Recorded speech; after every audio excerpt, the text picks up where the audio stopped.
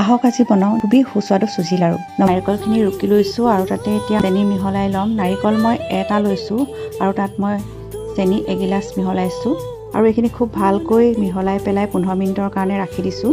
আৰু অন্যফালে এটা কেৰাহীত 1 চামুচ মই ঘিউ দি লৈছোঁ আৰু ইয়াতে চুজিখিনি খুব ভালকৈ ভাজি লৈছোঁ। চুজিখিনি একদম কম জুইত ভাজিব লাগে। চুজিখিনি খুব ভালকৈ ভাজ খাইছে আৰু মই এখন প্লেটত কাঢ়ি থৈছোঁ আৰু ঠাণ্ডা হ'বৰ কাৰণে ৰাখি দিছোঁ। আৰু এতিয়া একেখন কেৰাহীতে মই চেনি সানি থোৱা নাৰিকলখিনি এতিয়া ভাজি ল'ম। নাৰিকল আৰু চেনিৰ মিশ্ৰণটো খুব কম জুইত ভাজিব লাগিব। নাৰিকলখিনি প্ৰায় ভজা হৈ গৈছে। ইমান সময়লৈকে ভাজিব লাগে যাতে চেনিখিনি গলি আঠা আঠা ভাৱ হ'লেই হ'ল। আৰু এতিয়া ইয়াতে চুজিখিনিও মিহলাই দিছোঁ আৰু আপোনালোকে ইয়াত ইচ্ছা কৰিলে বাদামো মিহলাব পাৰে বা অন্য ড্ৰাই ফ্ৰুটো মিহলাব পাৰে। আৰু এতিয়া এখন প্লেটত মই কাঢ়ি লৈছোঁ আৰু নিজৰ জোখত লাড়ু বনাই গৈছোঁ। এয়া দেখিলেনে চুজি লাড়ু বনাবলৈ কিমান সহজ। বহুতকে কোৱা শুনো চুজি লাড়ু নুঠে বুলি, কিন্তু এই ধৰণে বনাবচোন 100% উঠিব।